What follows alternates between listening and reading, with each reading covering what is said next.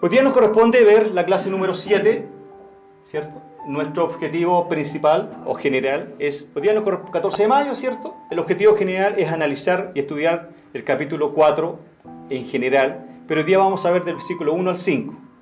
¿Cuál es el objetivo específico? Los 3 juicios que aparecen ahí en el capítulo 4, versículo 1 al 5. Todas las clases posteriores hacemos un pequeño resumen de lo que vimos la semana pasada. Y los versículos 16 al 22 del capítulo número 3, que fue la clase de la semana pasada, Pablo nos habla de algunas cosas importantes. Dice, ¿no sabéis que soy templo de Dios y que el Espíritu de Dios mora en vosotros? ¿Y qué fue lo que dijimos? Que nosotros somos templo de Dios, pero eso es lo particular. Pero también, cuando lo particular se reúne, como en el caso de ahora, también somos templo de Dios, ¿cierto? O sea, en singular y en plural. ¿Está claro?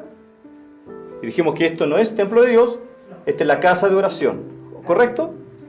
Si alguno, dice Pablo, destruye el templo de Dios, se está refiriendo aquí, si alguno destruyera el templo de Dios, no se está refiriendo a lo particular, se está refiriendo a lo colectivo. ¿Me explico? ¿Sí? Cuando Pablo dice, porque le está hablando a una iglesia que estaba dividida, a una iglesia que estaba pasando por situación bastante complicada, ¿sí? Si alguno destruyera el templo de Dios, se está refiriendo a lo general, es decir, a todos nosotros. Si alguien intenta destruir esta iglesia local, dividiéndola, trayendo malas enseñanzas, trayendo tal vez divisiones, ¿ya? Dice, Dios le destruirá a él. Ese él es un inconverso, es un ángel del diablo. No puede ser un creyente. ¿Se entiende? ¿Ah? ¿Ah? Mi hermano Alejandro, me gustaría, no sé, que yo soy bueno para preguntar, siempre soy bueno. ¿Podríamos un día de esto hablar de lo que es la blasfemia contra el Espíritu Santo? Yo creo que no toda la gente lo tiene claro. Me comprometo entonces, en pocos minutos, porque aquí me demoré 40, sí, a hablar sobre la blasfemia del Espíritu Santo. Muy amplio el contexto. Sí, me comprometo a hablar sobre ese en la próxima clase de Corinto, que no tengo como 3 martes más, porque el próximo martes, recuerden, no hay clase. Estamos libres, pueden disfrutar en casa. Ir a la playa. Exacto, al refugio. Sigo, en el resumen, si alguno destruyere el templo de Dios, es decir, si alguien intenta destruir la iglesia, Dios le destruirá a él, porque el templo de Dios, primero, el cual sois vosotros, no tú, dice Pablo, el cual sois vosotros, santo es decir, la iglesia es santa, los que están adentro son santos. Si alguien intenta destruir el templo de Dios, es decir, la iglesia, al dividirla, al traer herejías, Dios lo destruirá a ese inconverso. Porque hemos tomado a veces este pasaje para decir, ve, usted está tomando harta bebida, pues está destruyendo el templo de Dios. No, a este pasaje se refiere cuando alguien que viene de afuera le trae Coca-Cola. No, alguien que viene de afuera trae herejías, blasfemia y quiere destruir, ¿cierto?, lo que Dios está haciendo en una iglesia local. A eso se refiere ese pasaje. Y Pablo lo menciona en el contexto de Corinto, recuerdan que estaba hablando de Corinto. Nadie se engaña a sí mismo, dice Pablo. Si alguno entre vosotros se cree sabio en este siglo, es decir, en esta era, estamos ahora, contextualicemos este pasaje. Aunque se escribe en el siglo I, llevémonos a esta época, ¿ya? Si alguno entre vosotros, le dice a la iglesia de Corinto, si alguno entre ustedes se cree sabio en esta época, hágase ignorante. Si usted ha aprendido, si yo he aprendido, hagámonos ignorantes para que llegue a ser sabio, es decir, menguemos. Amén.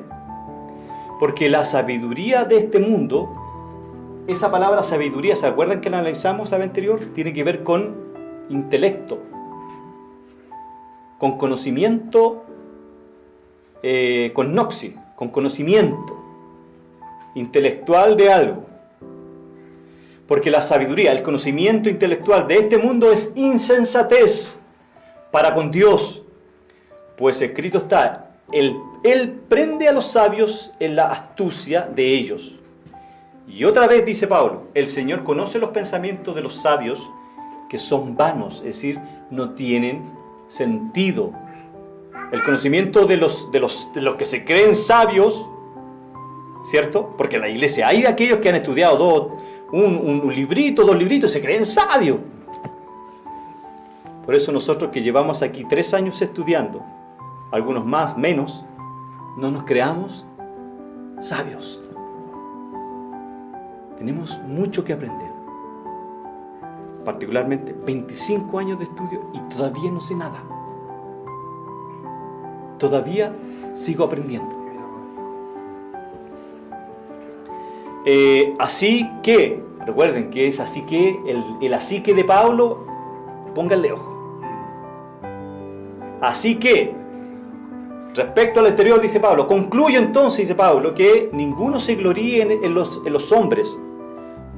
Ninguno se gloríe, cuando habla de los hombres, dice, ninguno se gloríe en el pastor Jorge, en el pastor Guillermo, en el pastor Héctor, en el hermano Alejandro, en el pastor Marco, en el pastor Juvenal. No se gloríen en ellos, porque el contexto, acuerden que era Apolos, Cefas, Paulos y aquellos que se creían más cristianos. Dice, por lo tanto, ninguno se gloríe en los hombres, porque todo es vuestro. El pastor Guillermo, el pastor Jorge, el pastor Juvenal, todo es de nosotros. Y nosotros somos de ellos. Sea Pablo, ¿ve? Ahí está el contexto. Sea Pablo, sea Apolos, sea Cefas, sea el mundo, sea la vida, sea la muerte, sea lo presente, sea lo porvenir. Todo es vuestro. Y vosotros de Cristo, y Cristo de Dios. Para Pablo, la iglesia era el verdadero templo de Dios, porque era la morada del Espíritu Santo, como ya lo dije anterior, como lo dijo Orígenes. Que soy templo de Dios. En sus epístolas Pablo se limita a usar naos. La palabra apunta solo al templo, para indicar que Dios ha hecho morar allí su nombre divino. Para Pablo y los corintios, el templo de Dios es la iglesia, el cuerpo de los creyentes. Con todo, el templo de la iglesia pertenece a Dios, no a Satanás. Para él no hay otro templo que no sea la iglesia de Jesucristo. Ahí está el resumen que yo hice. Hay una condición, una razón que lo vimos la semana pasada, una advertencia y una conclusión en los pasajes. A modo de conclusión, nadie se debe hacer sabio, dice Pablo. Nadie. Porque ustedes son míos y yo de ustedes, dice Pablo. Todos somos, en cierto sentido, del Señor. Y lo del Señor es nuestro, dice Pablo. Por lo tanto, no nos creamos nada. Bien, el bosquejo del capítulo 4 está dividido en 3 partes, que hoy día vamos a ver la primera. Del 1 al 5 trata de acerca de cristianos que juzgan y que son juzgados, es decir, de los 3 juicios que tiene el creyente. No tiene ningún otro juicio más. El cristiano tiene 3 juicios. Y de los versículos 6 al 13, que lo vamos a ver la semana subsiguiente, después, contrasta a los líderes cristianos orgullosos con los verdaderos apóstoles. Porque Pablo ahí dice, yo soy apóstol. Y habla de los líderes que se creían la muerte. Pero Pablo dice le empieza a nombrar una serie de cosas que él hizo. Dice, en el fondo, yo soy un verdadero apóstol, dice Pablo. ¿Ya? Y de los versículos 14 al 21, Pablo discute su autoridad y sus planes de hacer un viaje para defenderse de las acusaciones que le hacen sus oponentes. ¿Por qué Pablo le dice eso? ¿Dónde estaba Pablo escribiendo esta carta? ¿Quién se acuerda? Muy bien. ¿Desde qué lugar y cuál de los viajes Pablo escribió esta carta de 1 Corintios? Ese es un pecado imperdonable. ¿Ve, Pastor Jorge? Sí, es humano. Así que Pablo la escribió de Éfesos. Recuerden que ¿cuánto tiempo estuvo Pablo en Corinto? Un año en Corinto. Año y medio. Año y medio. Después de eso Pablo se va a Éfesos. Y le llega, según el capítulo 16 de Corinto, le llega una carta. Y Pablo les escribe desde Éfeso. Ahora se acordaron, ¿cierto? Ya están perdonados. Pablo dice que en los versículos 14 al 21 trata Pablo discute su autoridad porque había escuchado, ¿cierto? Le habían llegado rumores a través de escritos y de otros, habían algunas acusaciones. Bien, leamos esta sección y la vamos a desmenuzar. Así pues, téngannos los hombres por servidores de Cristo y administradores de los misterios de Dios. Administradores, palabra en el griego, administradores. La otra palabra que vamos a analizar, los misterios de Dios. ¿Qué son los misterios de Dios? Lo vimos. Muy bien, sigamos. Ahora bien, dice Pablo, si se requiere de los administradores, es decir, de los mismos de arriba, que cada uno sea hallado fiel. Yo en muy poco tengo el ser juzgado por vosotros, dice Pablo. O sea, no me interesa la opinión de ustedes. O por tribunales humanos. Ahí está el segundo juicio. Y ni aún yo me juzgo a sí mismo, la conciencia. Porque aunque de nada tengo mala conciencia, no por eso soy justificado, dice Pablo. Pero el que me juzga es el Señor. Ese es el tercer juicio. Así que, recuerden, así que Pablo concluye la idea anterior. Cuando ustedes lean la Biblia, cuando ustedes lean sistemáticamente las cartas, los libros, cuando Pablo dice así que, es decir, todo lo que dijo anterior está concluyendo.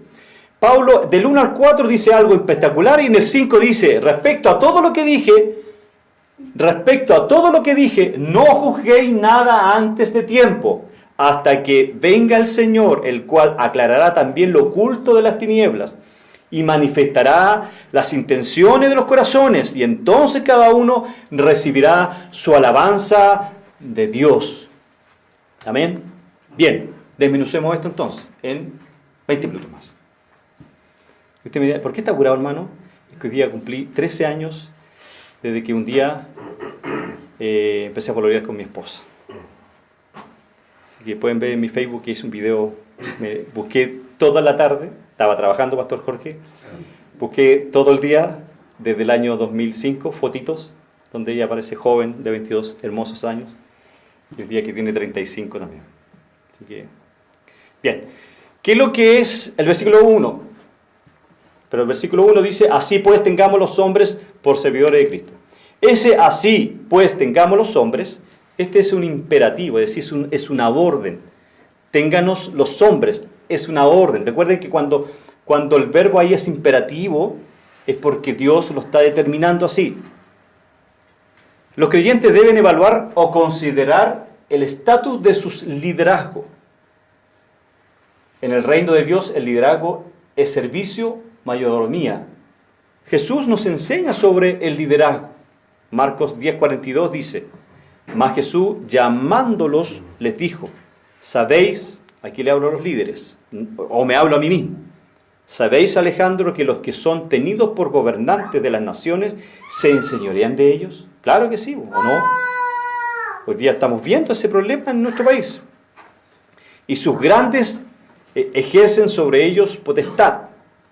Pero no será así entre vosotros, sino que el que quiera hacerse grande entre vosotros será vuestro servidor. Y el que de vosotros quiera ser el primero será siervo de todo. La teología de Pablo es sencilla, va de acuerdo con las palabras que menciona Jesucristo en todos los evangelios. Nunca Pablo va a contradecir a Jesús, indudablemente que no, pues eso es lógico. Bien, pero me gusta esta parte mejor. Por tanto, dice, que los hombres nos consideren como siervos de Cristo y administradores de los misterios de Dios. Bien, 5 cosas de este primer versículo. Primero, vamos a hacer una pequeña pausa en este gran versículo. Vamos a hacer una pequeña pausa. Nosotros todos, en realidad, somos siervos, servidores de Cristo. ¿Es así o no? Todos somos servidores de Cristo. Por tanto, que los hombres nos consideren como servidores. ¿A quién le está escribiendo Pablo? ¿Solamente a los líderes o a toda la iglesia de Corinto? Sí, pues. Entonces, Pablo dice que todos somos servidores de Cristo y administradores de los misterios de Dios. Nuestro pastor, ustedes, hermana Gladys, todos nosotros, da lo mismo si somos pastores o no pastores, si somos líderes o no líderes. Pablo le dice que todos los creyentes en una iglesia local son servidores de Cristo y administradores de los misterios de Dios. ¿Y qué son los misterios? Vamos a llegar a eso. Cada creyente es un servidor, un ayudante de Cristo. ¿Sí o no? ¿Sí? En la puerta, coordinando, tocando el baño, estando con los niños, cuidando el baño, cuidando los vehículos, que en nuestra iglesia se ve eso. Todos son servidores de Cristo y administradores de los misterios de Dios. Vamos a ver qué es lo que son los misterios de Dios. En cierto sentido, cada creyente es un predicador. Alguien que con su vida, con su ejemplo, proclama un mensaje a los que le rodean. Recuerde que nosotros muchas veces hablamos solamente con lo que actuamos. Por eso ese pasaje de San Alejandro 1.1 dice: tus hechos hablan tan fuerte que no me dejan escuchar tus palabras. No es mío, del pastor Machea. Él dice esa frase: tus hechos hablan tan fuerte que no me dejan escuchar tus palabras. Nosotros somos una influencia que se transmite consciente o inconscientemente a los demás. La cuestión es que, ¿qué clase de mensaje estamos transmitiendo?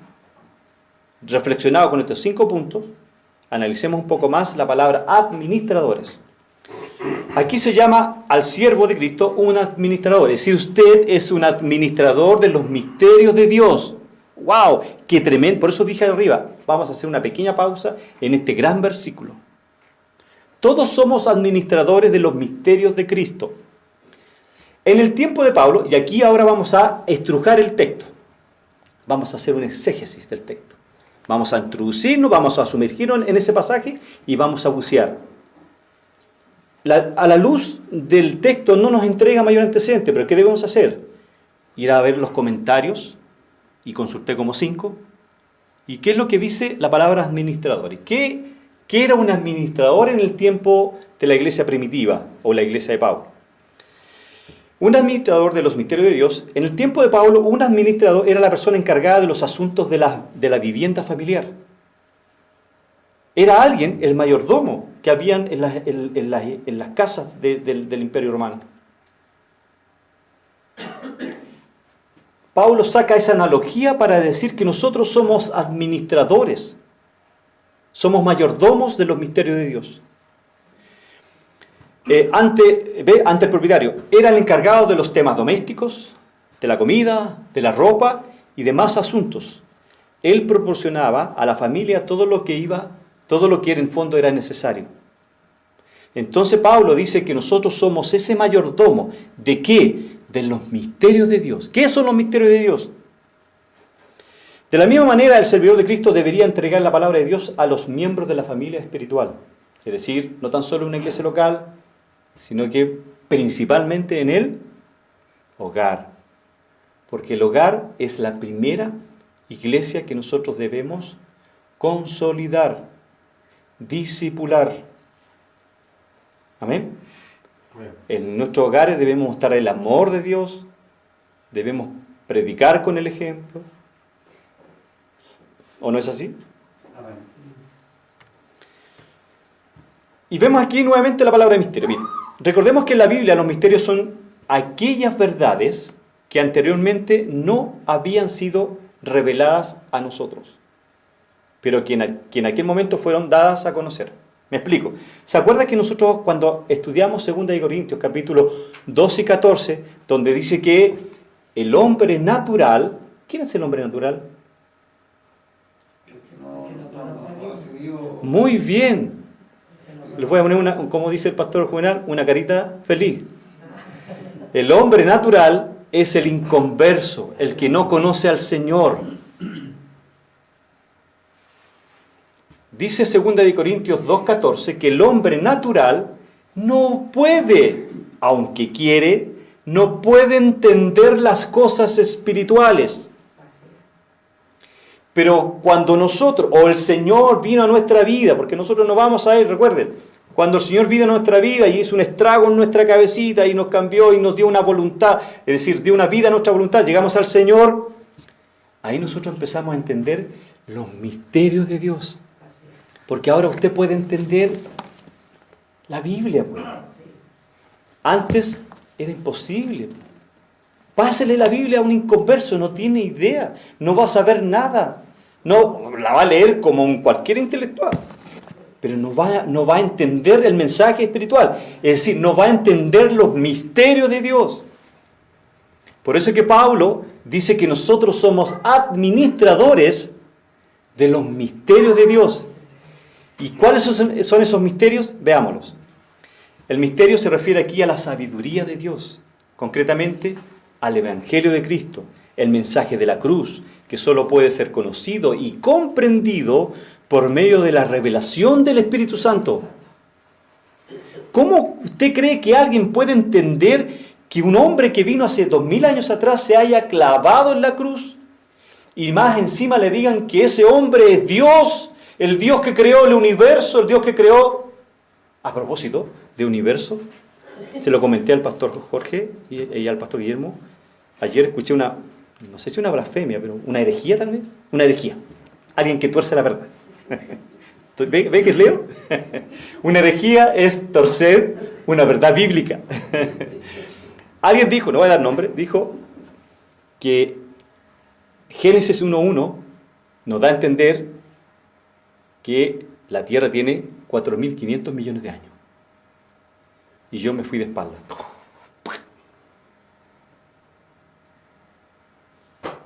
Pregunto, ¿la Biblia, la Tierra, tiene 4.500 millones de años?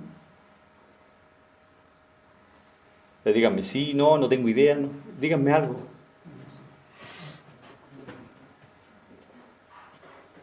Me gustaría tener una pizarra para poder explicarlo. Génesis 1:1 y Génesis 1:2 tiene dos cosas fundamentales. Abro paréntesis respecto a esto. Primero, Génesis 1:1 nos habla de que Dios creó de la nada. Sifis, ahí está en el hebreo. Dios creó de la nada. En el principio Dios creó los cielos y la tierra, de la nada. La pregunta, ¿de la nada yo puedo crear algo? No. Por lo tanto, solo Dios pudo crear de la nada. Que nos da a entender que Dios nunca ha existido. Porque si yo digo que Dios ha existido, significa que tuvo un principio. Segundo, en el versículo 2 dice que Dios creó en el primer día los cielos. En el primer día. Esa palabra día, saquémosla. Analicémosla. Esa palabra en el hebreo es yom. Y tiene si lo llevamos al tiempo actual, es el tiempo de rotación de la Tierra, que son 24 horas. La palabra yom en el hebreo, ahí, del 1 al versículo, creo que 26, siempre se refiere a días de 24 horas. Por lo tanto, para los que somos fundamentalistas, en el sentido que somos literales, recuerde que nos enseñó nuestro pastor Juvenal que la Biblia puede ser interpretada literalmente o alegóricamente. Nosotros somos literales.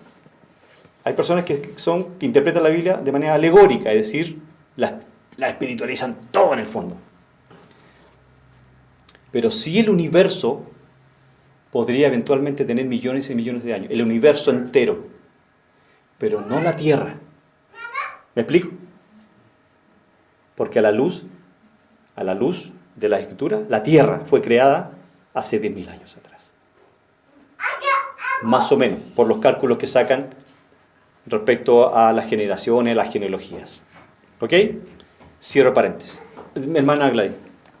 Y si no había Dios, entonces ¿cómo se hizo lo que es el mundo? ¿Usted me pregunta? Sí, Es que yo creo que hay un Dios, po. Es que yo creo que hay un Dios que creó los cielos y la tierra, creó el universo. En alguna parte de esta eternidad Dios creó el universo. Y hace 10.000 años Dios creó la tierra. Pero usted recién dijo que no había Dios. Si usted creía algo, decía... No, lo que yo dije, perdón, a lo mejor me expresé mal. Una opción No. era, usted no creía ¿De eso. dónde Sí. salió la primera creación? A ver.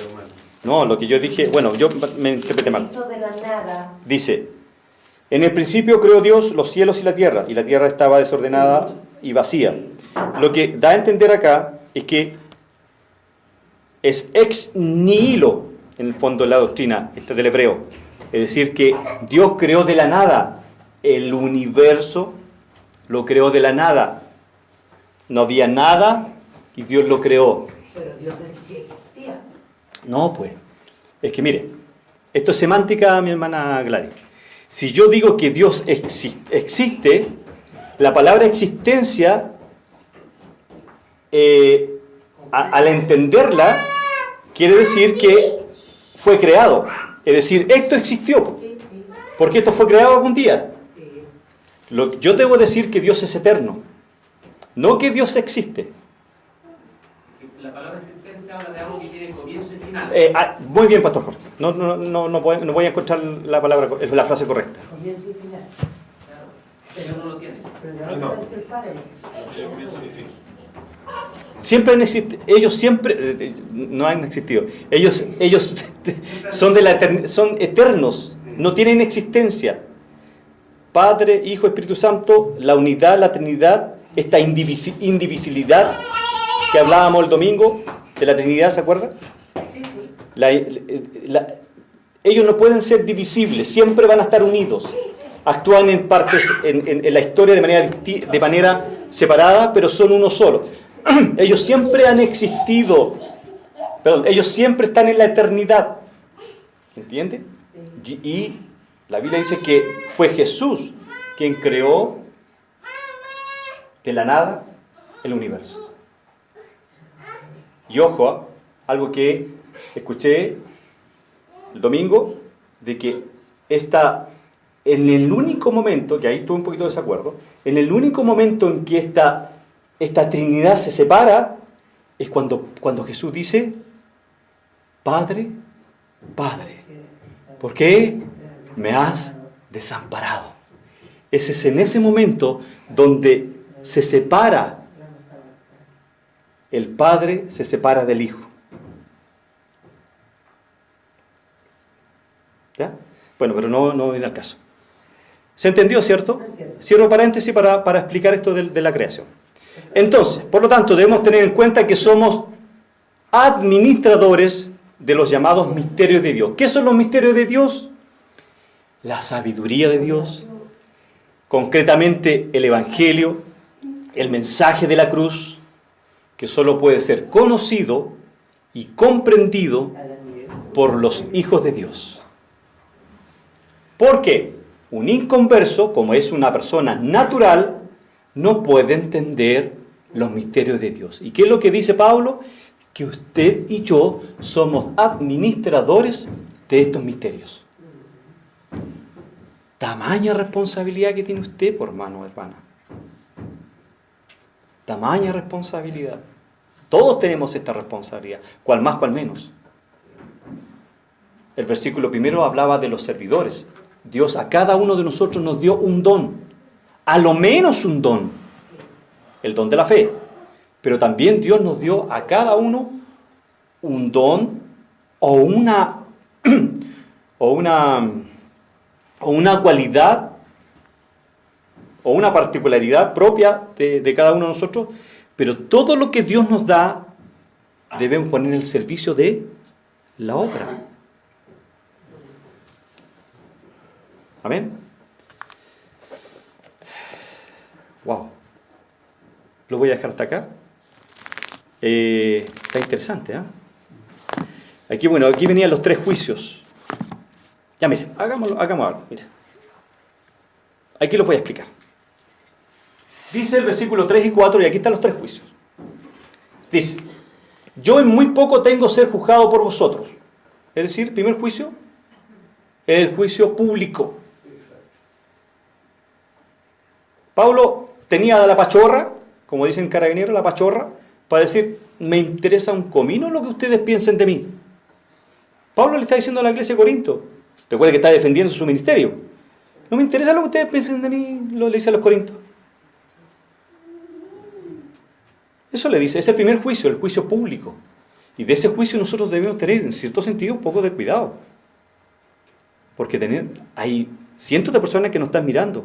En el hogar, nuestros hijos, nuestras esposas o nuestros esposos. En nuestro trabajo, nuestro jefe nos está mirando. Yo no puedo decir mi trabajo con la pachorra que dice Pablo. A mí me da lo mismo lo que mi jefe piense de mí. No, yo debo procurar que mi jefe tenga la mejor impresión mía.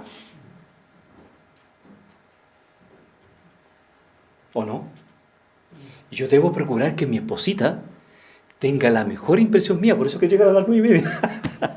Porque le dije que a esa hora iba a llegar. Yo debo procurar dejar la mejor impresión con mis seres amados. Pero Pablo sí se manda una pachorra aquí, pero Pablo obviamente tenía por qué. Todos sabemos la condición de Pablo. Después dice, o por tribunal humano, ¿ve? Y ni aún yo me juzgo a mí mismo, dice Pablo. ¿Ok? Primer juicio, el juicio público, el juicio de la congregación local. Tengamos cuidado con ese juicio, hermanos. Ahora, aquí no podemos ir para otro lado o asociado con esto. Porque más adelante, recuerden que en el capítulo 4 más adelante habla de un personaje, ¿cierto? Que estaba en la iglesia de Corinto, que había tenido relaciones sexuales con su madrastra. Y Pablo les exhorta a ¿por qué no lo disciplinaron? ¿Y quién es el que debe llevar a un creyente a la disciplina? Los líderes, pues. ¿O no? No podemos hacer caso omiso de un creyente que se está portando como el ajo, po. Debemos llamar, Pablo dice que llámelo con 2 o 3 testigos. Eso se tiene que hacer en privado, en la asamblea de los ancianos, de los diáconos, y decirle, oye, ¿te estáis mandando el medio condoro? ¿Estáis haciendo un flaco favor para el evangelio? En ese contexto, ¿ya? Segundo juicio, versículo 4, porque aunque de nada tengo mala conciencia, a ver, ahí está el juicio de la conciencia, que el juicio propio, mi hermano, muy bien. No por eso soy justificado, ¿ves? Es decir, yo no me puedo justificar a mí mismo, porque yo puedo mentir a los demás, pero a Dios yo no puedo mentir. Si nosotros todos tenemos una conciencia, por eso es que cuando yo digo que aunque puedo estar predicando, estoy pecando. Porque usted no sabe cuál es la intención que yo tengo. ¿Ve? Y el tercer juicio que Pablo menciona es en la última parte del versículo 4. Porque el que me juzga es el Señor. Así que no juzguéis nada antes de tiempo hasta que venga el Señor, el cual aclarará también lo oculto de las tinieblas y manifestará la intención de los corazones, y entonces cada uno recibirá su alabanza. 2 cosas. Es Dios quien me juzga y es el que me da la alabanza. Pregunto, ¿en qué tribunal Dios me va a juzgar? Y en ese tribunal, ¿qué es lo que Dios me va a juzgar? El tribunal de Dios. ¿Cuál? Lo vimos la semana pasada. ¿Qué tribunal? ¿Ya? ¿Qué va a ser juzgado ahí? ¿Solo mis obras o mi salvación?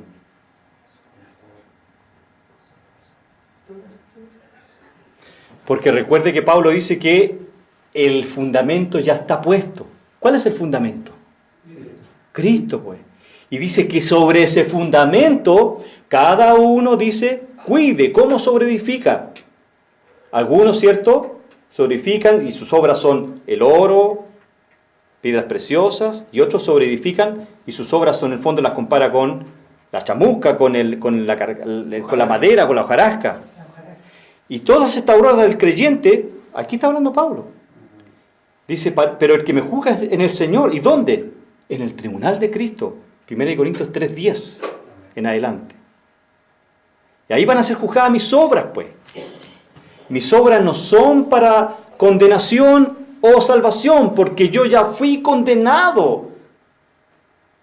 ¿O no? ¿Les veo una cara de duda? Mire. Me voy a pasar pastor juvenal. Es que... Mire.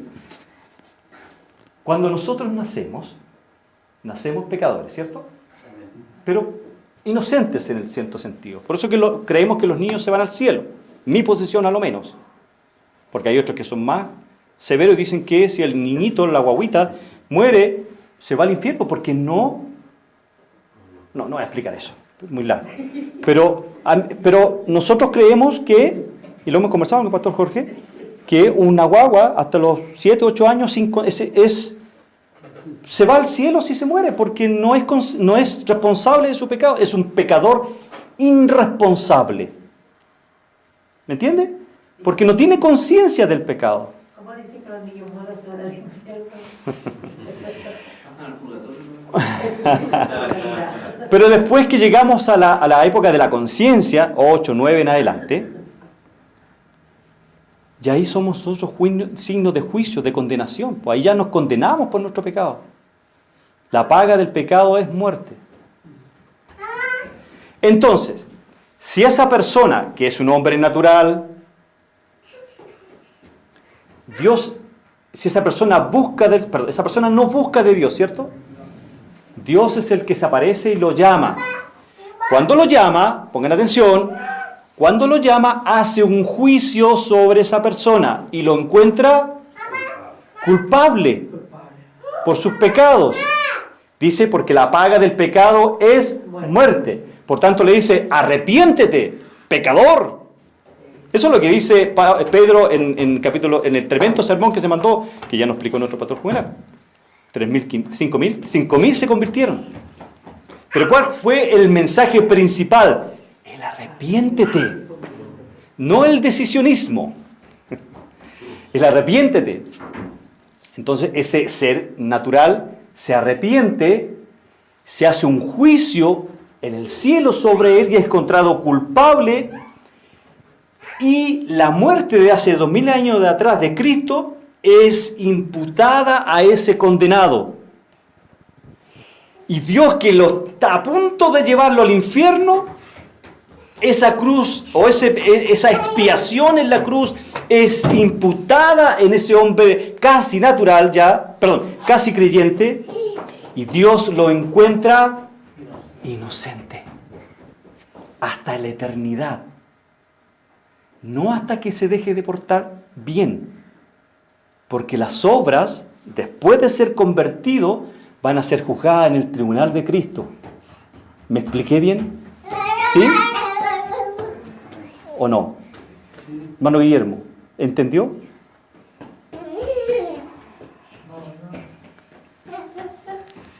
¿Usted entendió? Mire, me voy a quedar 10 minutos más por usted, ¿ya?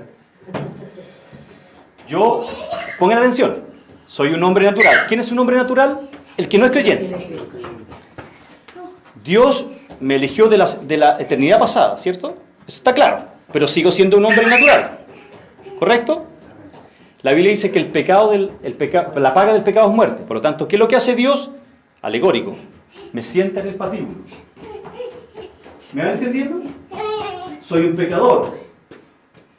Sigo siendo un hombre natural. Y Dios me empieza a leer mis pecados. ¿Correcto? Y Dios va a dictar sentencia sobre mí y me va a mandar al infierno. Pero en ese momento aparece nuestro abogado. ¿Quién es nuestro abogado? Cristo. Y Cristo dice, ¡hey! Señor juez, le dice a Dios, lo que Él tiene que pagar, yo ya lo pagué. ¿Se va entendiendo? ¿Sí o no? La sustitución, la expiación, acuérdense. Entonces, ¿qué en el fondo es lo que sucede? La obra que yo hice en la cruz, que morí en la cruz, se me imputa a mí, es decir, Dios con su sangre me expía, me cubre. Y en ese preciso partícula de segundo, Dios el Padre me encuentra inocente. Es lo que se llama la justificación por la fe. Porque yo creí en Cristo, porque me arrepentí y creí en Cristo. Y inmediatamente se me imputa a mí la muerte de Cristo. En sustitución. ¿Se entiende? ¿Ahora no? Lo que pasa es que me confundí porque usted dijo al principio que el hombre natural no era un creyente. No, po. Por eso, el hombre natural se sienta, Dios me llama y dice, se sienta aquí en el patíbulo. Y empieza a leerme, esto es gráfico nomás. Me dijo que no era creyente y dijo la salvación no es para todos, entonces el que no es creyente no va a estar sentado ahí. ¿Sí? No, po. El que no es creyente, es decir, el hombre natural que Dios nunca va a llamar, ese hombre se va a condenar, va a ir a otro tribunal por decisión propia, no porque Dios lo destinó a ese lugar. O dicho de otra manera, todos nosotros merecíamos ir a condenación, ¿sí o no? Todos nosotros merecíamos ir a la condenación, ¿o no? Amén. Pero Dios tuvo misericordia. Y como dice Efesios 1:4, dice que Dios en su amor nos escogió, un amor sublime nos escogió y nos hizo adeptos en el amado. ¿Sí? El resto, ¿por qué se condena? ¿Porque Dios no los escogió? ¿O porque no creyeron? Recuerde que nadie creía en Dios, nadie quería buscar a Dios.